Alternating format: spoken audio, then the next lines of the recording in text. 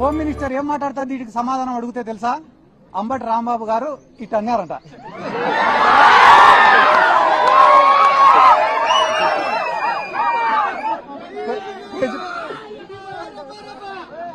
ప్రజలకు ఉపయోగపడే సమస్యలు 100 అడిగితే దానిలకు సమాధానం చెప్పకుండా అంబటి రాంబాబు గారు ఇట్ అన్నారు.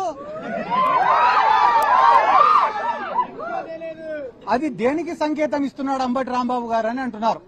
చెయ్యి అయినది, గడ్డం అయినది. అంటే ఈ రాష్ట్రంలో తెలుగుదేశం వాళ్ళు చేసేది ఏమరా అంటే మంచి సబ్జెక్టును అంతా పక్కకు దుబ్బేసి పనికి మాలినది ఒక్కటి పట్టుకుంటారు.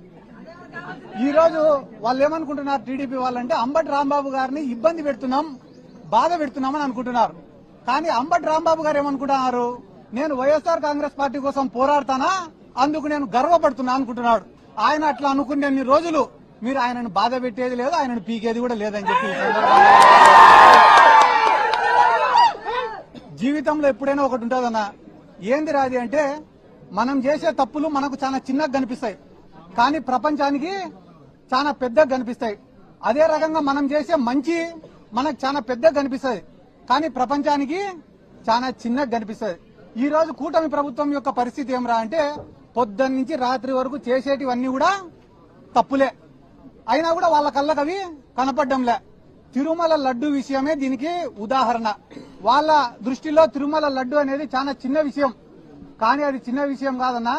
పోయి వీళ్ళు వెంకటేశ్వర స్వామితో పెట్టుకున్నారు, నామరూపాలు లేకుండా పోతారు అతి త్వరలో అని కూడా ఈ సందర్భంగా నేను తెలియజేస్తున్నా. మనసుతో ఆలోచించే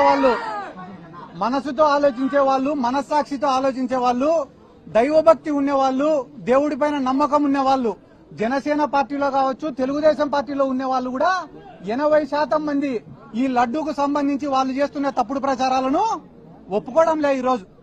కాబట్టి అంబటి రాంబాబు గారిని ఏదో జైలుకు పంపించినంత మాత్రాన ఈ పోరాటం ఆగిపోతుంది, ఇంకా ఎవరు మాట్లాడరు అని అనుకోవడం వాళ్ళ అవివేకం.